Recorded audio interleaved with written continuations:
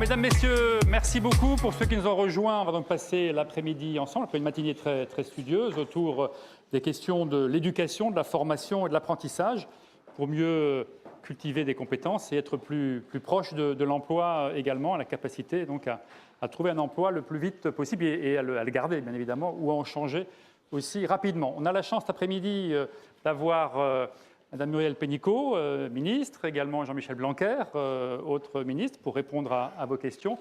Et un petit mot pour commencer avec Grégoire Sainty, qui est le fondateur de la Semaine d'entrepreneuriat et donc de cette conférence d'entrepreneuriat, qui est aussi le fondateur du G20 des jeunes entrepreneurs, qui est une association. Dans chaque pays du G20, il y a 20 entrepreneurs qui se forment pour faire des propositions et pouvoir changer donc l'état d'esprit sur l'entreprise.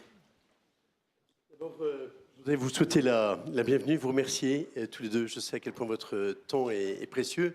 Avec Philippe Ayat, avec toutes les équipes de 100 000 entrepreneurs et de Citizen Entrepreneurs, on a voulu cette journée. Ça faisait des années qu'on y pensait et il se trouve qu'elle est d'une actualité brûlante. Et donc, très rapidement, il y a à la fois un message d'espoir parce que vous êtes sans doute les deux locomotives du gouvernement qui font le plus bouger les choses, au risque de vous faire rougir tous les deux, et en même temps un message d'alarme parce qu'on voit bien que ce qui se passe montre que les 40 ans d'immobilisme qu'on vient de vivre en France coûtent très cher, et en particulier dans le fossé. Et donc nous, on pense qu'il y a à la fois une révolution de l'éducation parce qu'on passe d'un mode vertical à un mode transversal, et c'est le partage d'expérience qui devient clé. Il y a une deuxième révolution dans l'éducation, c'est celle de l'employabilité, c'est-à-dire de la formation toute la vie. Comment est-ce qu'on passe du culte du diplôme à la culture des compétences et plus important encore, le fait d'apprendre à apprendre tout au long de la vie. Et puis il y a un troisième enjeu, c'est qu'on voit bien que les individus comme les entreprises, comme les nations qui réussissent le mieux, sont celles où les individus sont un peu comme dans Sapiens, les plus apprenants, façon chasseurs-cueilleurs dans l'économie de la connaissance. Et donc les messages, les réponses aux questions, en particulier des jeunes qui ont accepté de venir passer une partie de leur journée avec nous cet après-midi, c'est important parce que plus que jamais, c'est important de mettre de l'espoir au cœur de cette jeunesse qui ne demande que ça. Merci infiniment. Merci beaucoup à Grégoire Sainty. Avant de dialoguer, peut-être deux, trois petits mots pour voir les grands enjeux. Peut-être Muriel Pénicaud, ministre du Travail. Quels sont Muriel Pénicaud, les grands enjeux et les objectifs donc, que vous poursuivez en matière de politique d'emploi et donc de formation et d'apprentissage, puisqu'il y a une loi qui a été votée en septembre là-dessus? Oui, j'ai été votée au 1er août. 1er août, oui. Et promulguée le 5 septembre, c'est la loi pour la liberté de choisir son avenir professionnel. Je crois que le message principal à dire, c'est que nous sommes entrés dans une bataille des compétences qui va être essentielle. Elle est vraie au niveau mondial, elle est vraie pour chacun d'entre vous, pour chacun et chacune d'entre nous. Pourquoi ? Parce que l'évolution des technologies, la transition énergétique, la transition numérique sont tellement importants que ça concerne tous les emplois, dans tous les territoires, dans tous les secteurs d'activité, dans toutes les tailles d'entreprise, du micro-entrepreneur à la multinationale. Et du coup, l'enjeu des compétences, qui a toujours été important, la formation, ça a toujours été important. En 71, Jacques Chaban-Delmas et Jacques Delors parlaient de formation tout au long de la vie. C'était une aspiration humaniste. Et aujourd'hui, l'humanisme rejoint la nécessité impérative de pouvoir, non pas subir ces changements, mais pouvoir les choisir, pouvoir les anticiper. C'est vrai au niveau mondial, cette bataille mondiale des compétences a commencé. Elle commence dès la première éducation et elle va sur la formation tout au long de la vie. Mais elle est vraie pour chacun et chacune d'entre nous. Aujourd'hui, on estime que 50% des emplois seront profondément transformés dans les 10 ans qui viennent. C'est-à-dire que vous êtes en train de vous former à des emplois qui seront différents dès que vous allez commencer à démarrer. Ce n'est pas une crainte, c'est aussi... Ça peut être une formidable chance si on est dans la capacité à apprendre en permanence. Et c'est pour ça que dans la loi, on a créé un véritable droit à la formation. On est le premier pays au monde à faire ça. 19 millions de salariés auront tous les ans un crédit formation, un un compte personnel de formation où ils recevront 500 € par an, 800 s'ils n'ont pas de diplôme, et ça tout au long de leur vie professionnelle, pour en permanence, en plus de ce que font les entreprises, pouvoir choisir leur voie. Et puis dans cette même loi, on a mis une réforme de l'apprentissage qu'on a longuement discuté avec Jean-Michel Blanquer et moi, avec les régions, avec les partenaires sociaux, et qui va permettre aussi de développer cette voie qui existe, comme vous le savez, du CAP à l'ingénieur. Certains d'entre vous sont peut-être en lycée pro en apprentissage. Et on déverrouille tout ce qui empêche de le développer, mais on reviendra là-dessus certainement dans les questions, parce que c'est à côté, en complément et en passerelle avec la voie scolaire, c'est très important qu'une partie plus importante de notre jeunesse ait la chance d'aller vers l'apprentissage, qui est une voie de réussite trop méconnue en France. Merci beaucoup, Madame la Ministre. Monsieur le ministre de l'Éducation nationale, mais aussi de la jeunesse, hein, il y a les deux. Là aussi, peut-être en quelques mots, essayez de nous expliquer quelles sont les logiques dans lesquelles vous avez pris votre fonction et les objectifs que vous allez poursuivre dans les 5 ans à venir. Bien, d'abord, merci pour l'invitation. Je suis très heureux d'être parmi vous et devant les lycéens des académies de Paris et de Créteil qui me sont particulièrement chers.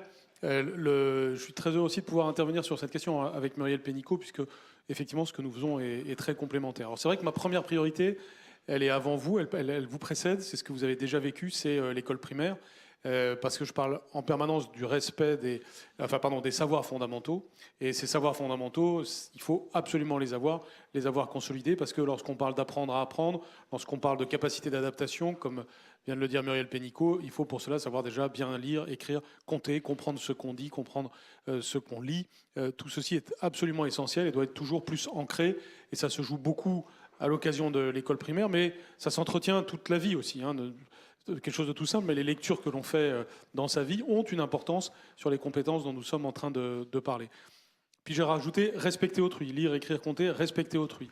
Et là, ça rejoint aussi ce qui a été dit. C'est-à-dire que c'est dès l'enfance que l'on doit comprendre que l'on gagne à plusieurs.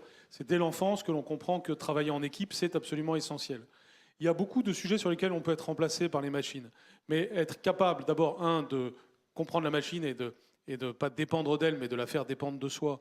Et être capable d'avoir une valeur ajoutée grâce au fait qu'on est complémentaire d'un autre.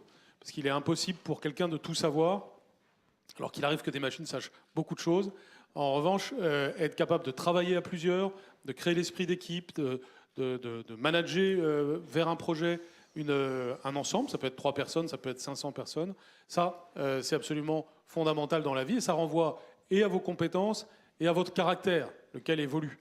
Autrement dit, l'altruisme, de même que tout à l'heure Muriel Pénicaud disait l'humanisme rejoint l'efficacité, eh bien l'altruisme rejoint l'efficacité. Plus vous êtes altruiste, plus vous êtes capable de travailler avec les autres, plus ceci vous prépare à bien travailler dans le domaine économique. Ça, c'est les fondamentaux en quelque sorte. Et l'autre élément que nous sommes en train de faire évoluer, qui est-ce qui est en classe de seconde ici? D'accord, c'est des premières et des terminales? Et des BTS. Et des BTS, c'est ça? Qui est en BTS? D'accord. Et qui est en terminale? D'accord, très bien. Alors, l'objectif actuel est la transformation du lycée. La transformation du lycée, vous le savez, c'est à la fois le lycée général, technologique et professionnel. Ça passe par bien des choses, mais ça se caractérise notamment par le fait de permettre aux lycéens de faire plus de choix.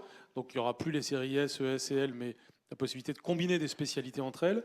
Ce sera vrai dès la rentrée prochaine. Et puis c'est la valorisation la plus forte qui soit de l'enseignement professionnel pour en faire la locomotive de ces grandes tendances de la société du XXIe siècle dont nous parlons en permanence. En clair, l'enseignement professionnel va être la locomotive de tout ce qu'on a à dire sur le numérique, tout ce qu'on a à dire sur la transition écologique et aussi la locomotive de nouvelles pratiques pédagogiques.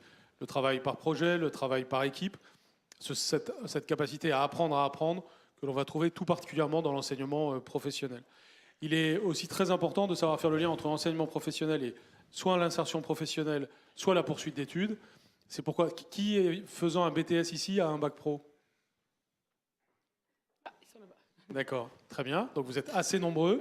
Eh bien, on a augmenté ce pourcentage de BTS, de places en BTS pour les bacs pro. Peut-être que vous avez été bénéficiaire de cette politique en septembre dernier, de juin à septembre, mais en tout cas, ça a été volontairement que nous avons voulu montrer que la poursuite dans l'enseignement supérieur était possible, elle était d'autant plus réussie si elle se passait en BTS, puisque c'est là que les bacs pro réussissent le plus, quitte à faire encore autre chose après le BTS. Alors, vous avez accepté avec beaucoup de gentillesse d'échanger avec les différentes personnes dans la salle, principalement donc des étudiants. On va peut-être s'asseoir pour être plus à l'aise dans la discussion. 3 lycées. On a donc le lycée Émile Dubois. Qu'est-ce qui vient d'Émile Dubois?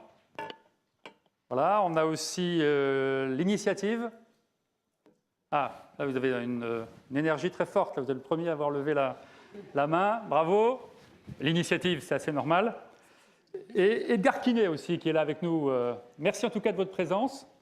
Qu'est-ce qui vous veut commencer à poser la première question? Alors, ils ont été préparés, hein, ils ont travaillé en tout cas sur le type de questions. Donc, munissez-vous d'un micro et puis posez la première question. Donnez votre nom, la formation que vous suivez et puis votre lycée. Allez-y. Créola Mbembe, étudiante en première année de BTS au lycée Edgar Quinet. J'ai une question pour vous, Monsieur Blanquer. Quel changement apporterez-vous dans le système éducatif traditionnel pour combler la baisse croissante des compétences et connaissances entrepreneuriales? Première question. On va en prendre une deuxième peut-être et on pourra répondre comme ça à 2 questions en même temps. Autre question? Mademoiselle. Bonjour, Nadia Bouchkouf, étudiante en 2e année de commerce international. Alors ma question est la suivante, comment faire face aux difficultés que nous pouvons rencontrer dans nos apprentissages pour une meilleure insertion professionnelle? Merci, on va y répondre. On avait bien vu ce matin le lien important entre l'entreprise et l'éducation nationale, ou les enseignements en général, et je pense que la première question est relative à cette question centrale, Jean-Michel Blanquer.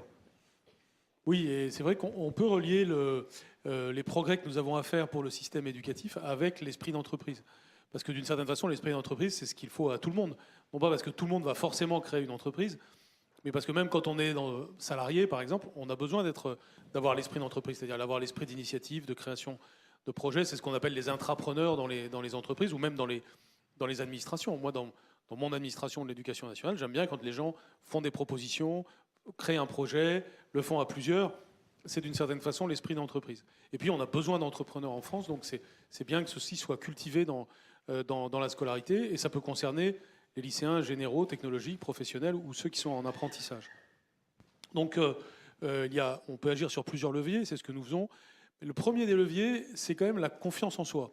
C'est pour ça que quand je veux résumer tout ce que j'ai à faire en ce moment, je parle d'école de la confiance, parce que je pense que nous avons enclenché un cercle vertueux de la confiance pour qu'il y ait plus de confiance dans la société.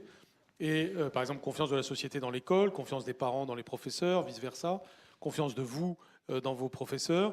Et confiance des étudiants eux-mêmes dans leur capacité pour changer de métier et affronter toute transformation. Exactement. Et au bout du bout, la confiance en soi. Vous savez, on vous tient souvent des discours, beaucoup de gens vous tiennent des discours parfois d'angoisse, de pessimisme, d'inquiétude sur l'avenir. Mais en réalité, toutes les époques ont eu leur part d'angoisse et d'inquiétude sur l'avenir. Notre époque est particulièrement intéressante aussi par les opportunités qu'elle offre et puis aux solutions qu'il faut trouver par rapport à toutes les questions qui sont posées à notre époque. Je pense particulièrement à la transition écologique. Nous aurons besoin de toujours plus d'ingénieurs, toujours plus besoin d'entrepreneurs pour les énergies renouvelables, pour toute une série de choses.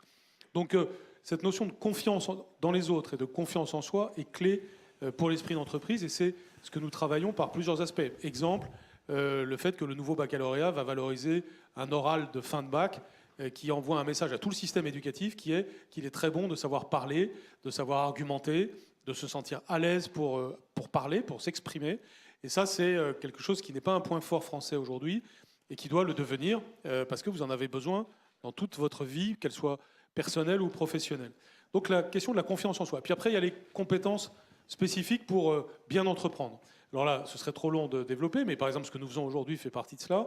Et dans les campus professionnels que nous allons développer de plus en plus, souvent avec Muriel Pénicaud, parce qu'on va y mettre et les lycées pro et les CFA, et puis avec Frédéric Vidal, parce qu'on y mettra aussi des laboratoires et de l'enseignement supérieur, dans ces campus professionnels, il y aura très souvent des incubateurs d'entreprises, c'est-à-dire qu'on considérera de plus en plus normal d'entraîner soit sur des projets fictifs, soit sur des projets réels, les élèves à devenir des entrepreneurs et à créer leur entreprise. Ça existe parfois un peu. Je pense que certains d'entre vous l'expérimentent dans certains cas pédagogiques de création d'entreprise, mais ça deviendra beaucoup plus systématique.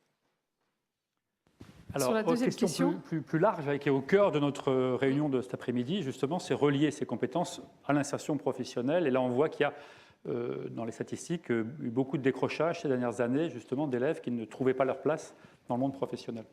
Alors, je crois que pour réussir ce lien entre la formation et l'insertion professionnelle, il y a 3 conditions. La première condition, c'est de vous aider, d'éclairer vos choix, vos décisions. En clair, quand on fait un métier qu'on aime, et si on travaille, il faut la passion et le travail, l'excellence est au bout du rendez-vous. Si on fait un métier qu'on n'aime pas, avec beaucoup de travail et beaucoup d'efforts, on peut réussir moyennement, mais on ne peut pas exceller. Et ça, c'est la nature humaine et c'est très bien comme ça. Et donc, c'est pour ça que dans la loi pour la liberté de choisir son avenir professionnel, avec Jean-Michel Blanquer, on a prévu que, et ça commence pour les secondes dès cette année, ça va s'étendre aux autres, tous les jeunes, de la 4e à la 1re, auraient chaque année 54 heures de découverte des métiers. Parce que c'est très difficile. En général, vous connaissez au mieux le métier de vos parents, le boulanger parce qu'il est au coin de la rue, et encore, vous ne savez pas ce que sont ces métiers derrière. Et en fait, on se connaît assez peu. Il y a des dizaines de milliers de types de métiers. En plus, ils s'en créent tous les jours, dans la transition numérique, dans la transition énergétique, dans tous les domaines.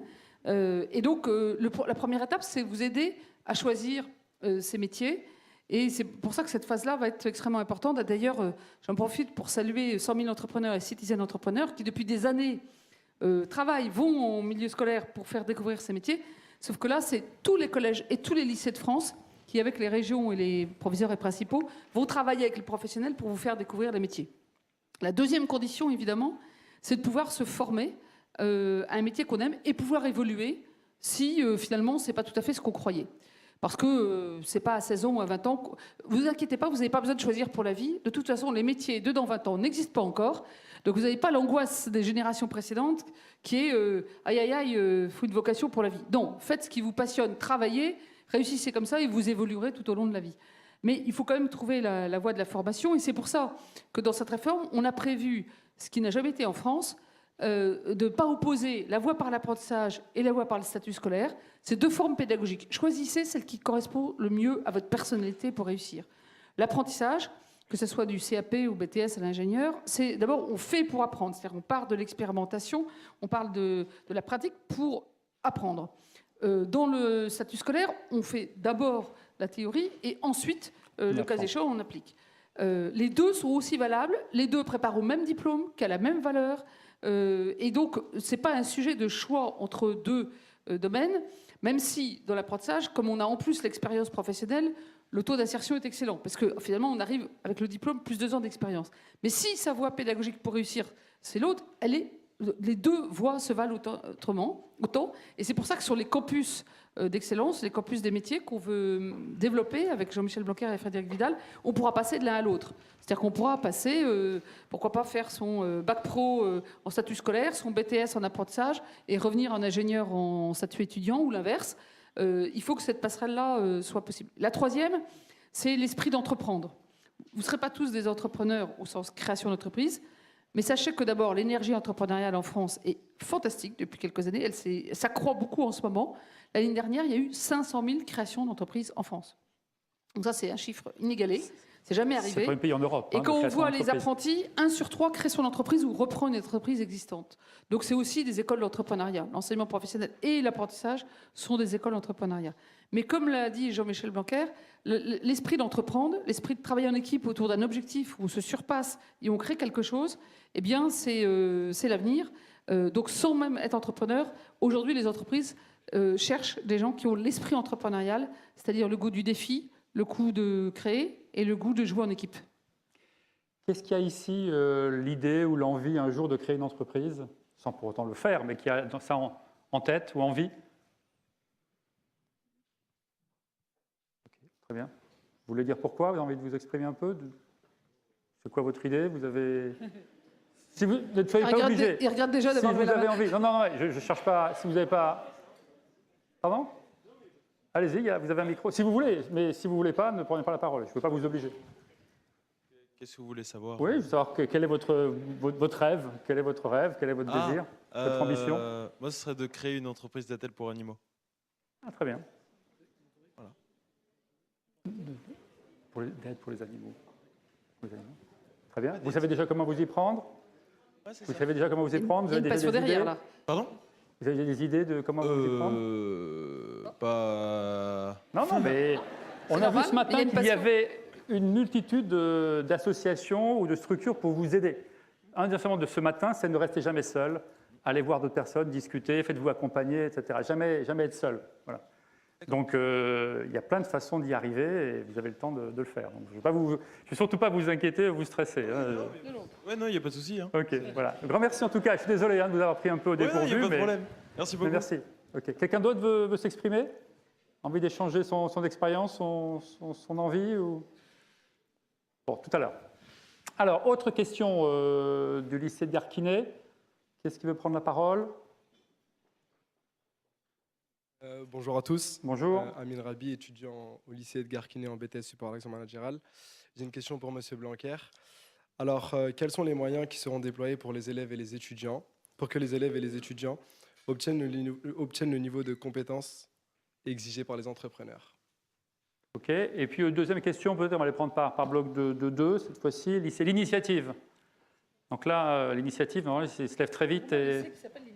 Ouais. Et donc, ils doivent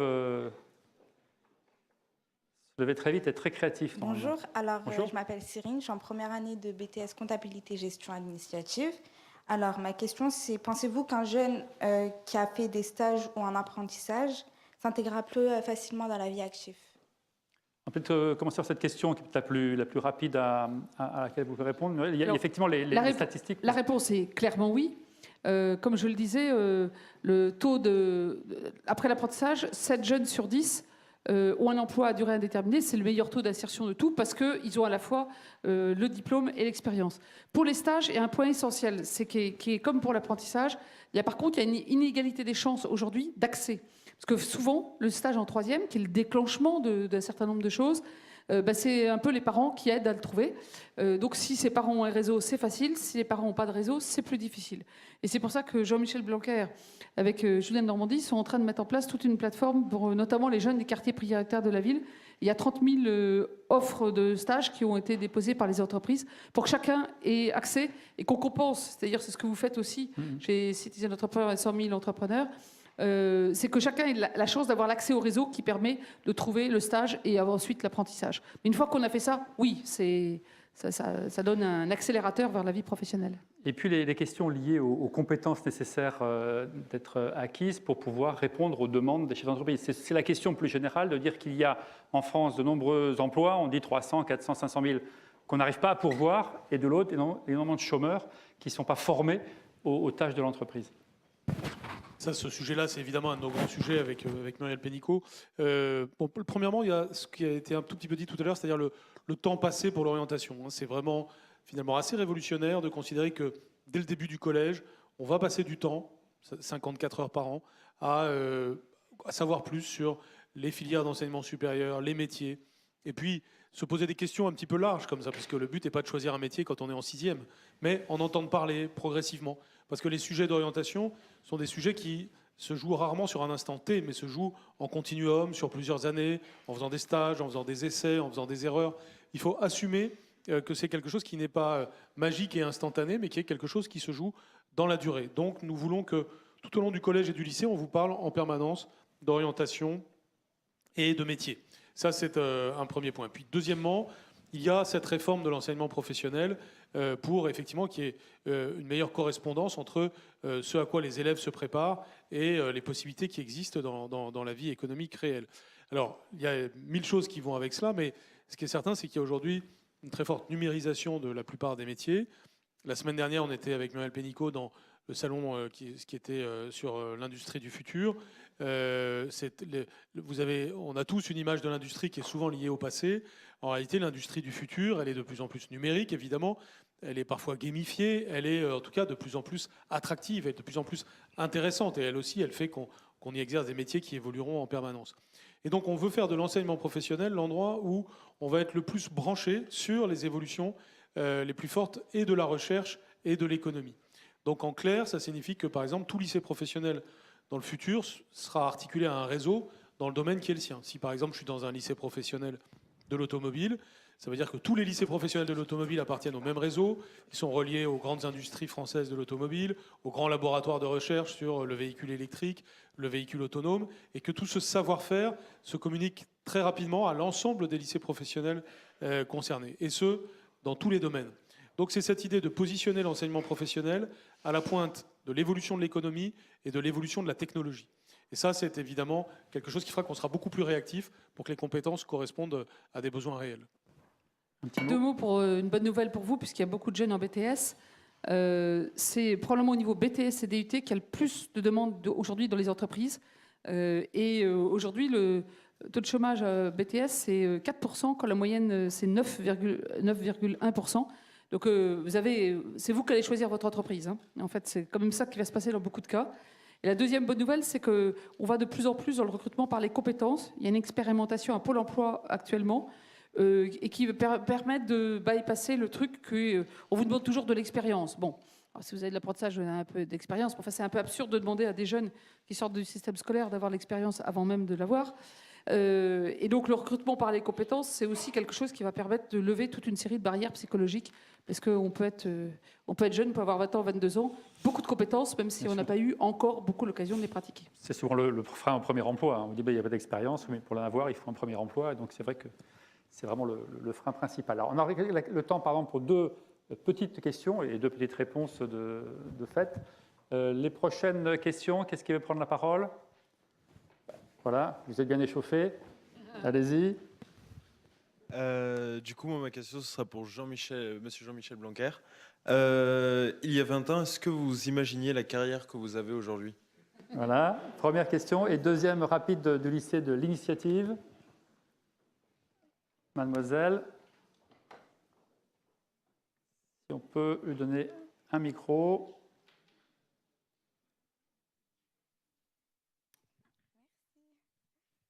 Alors, ma question serait pour Muriel Pénicaud. Alors, en tant que femme, quel obstacle avez-vous dû surmonter durant vos carrières professionnelles et politiques? Et malgré votre poste, subissez-vous du sexisme? Du sexisme. Alors, bravo pour ces questions. Elles sont directes. Bien, la réponse, évidemment, à la première question, c'est non. Et je pense que ça rassure tout le monde, y compris moi-même. Mais non, je ne pouvais pas deviner tout cela. Mais ce qui est vrai, et ça correspond à ce qu'a dit Muriel Pénicaud tout à l'heure, c'est que dès le début, j'ai été sur mes passions. C'est-à-dire que, par exemple, vous pouvez trouver une petite vidéo de moi il y a 30 ans. Je n'avais pas du tout la même tête. Et où je suis questionné sur les droits de l'homme. Et ma réponse, c'est le plus important, c'est l'éducation. C'est par l'éducation qu'on arrivera à ce que l'humanité aille mieux. Et c'est cette vidéo que le président de la République a vue et il vous a dit je vais le nommer ministre de... Il l'a pioché. Mais donc, j'ai toujours eu ce fil rouge. Je savais que je voulais être professeur. Je savais que l'éducation était mon domaine. Dès qu'on m'a proposé des responsabilités dans l'éducation, je les ai acceptées parce que ça me passionnait.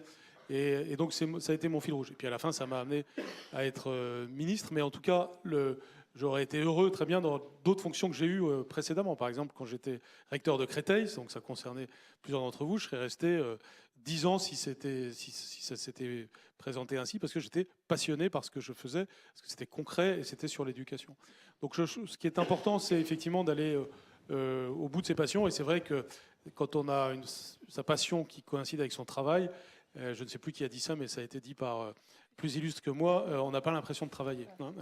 Vous voyez, Muriel Pénicaud et moi, on travaille vraiment, je crois, beaucoup en ce moment, beaucoup. Et on a, en même temps, comme on est passionné par ce qu'on fait, on n'a pas tant que ça l'impression de travailler, on a l'impression d'aller au bout d'une passion. Donc ça, c'est vraiment ce qu'on peut vous souhaiter à tous.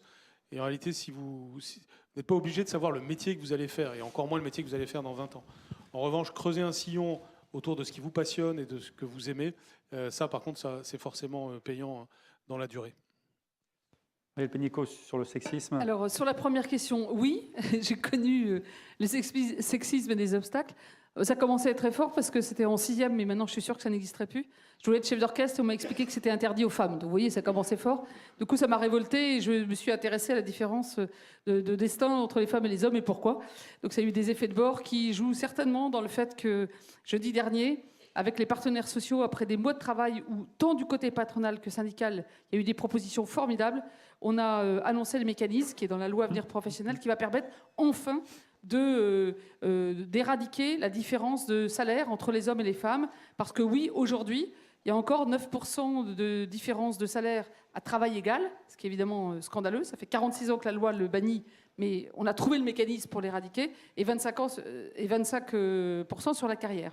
Ensuite, le sexisme, oui, prend des formes variées. Ça va du harcèlement franc et direct à une condescendance, la cooptation des mêmes. Vous savez, dans les entreprises, on a tendance parfois, on ne se rend même pas compte, on coopte ceux qui vous ressemblent. C'est vrai, c'est pour ça qu'on ne recrute pas non plus les jeunes des quartiers prioritaires de la ville, même s'ils ont les mêmes diplômes. Tout ça, c'est ce qu'on est en train de modifier très vigoureusement. J'ai eu la chance... alors moi, mon fil rouge, c'est articuler le social et l'économique pour plus de justice et de progrès. En même temps, le progrès économique et social indissociablement liés. J'ai toujours travaillé là-dessus. Et donc, j'ai pu aussi le faire dans l'entreprise. Maintenant, je suis très heureuse de pouvoir, à l'échelle du pays, travailler avec les partenaires sociaux et tout le gouvernement et mettre en place des mesures qui vont lutter contre le sexisme et qui vont permettre cette vraie égalité des chances des femmes et des hommes dans la vie professionnelle. Mais après, je voudrais dire tout de suite que, et ça c'est un message aux jeunes femmes, il faut aussi oser l'esprit d'entreprendre. C'est aussi oser discuter son salaire quand on s'aperçoit que seuls les hommes le font et très peu de femmes. C'est oser prendre des responsabilités et pas se dire « je ne pourrai pas, je ne suis pas capable, je ne suis pas parfaite, donc je ne peux pas ». Ce qui est un syndrome qu'on voit beaucoup plus chez les femmes, même de votre âge, que chez les hommes. Et pas travailler seul, c'est entreprendre. Il faut des mentors, il faut des réseaux.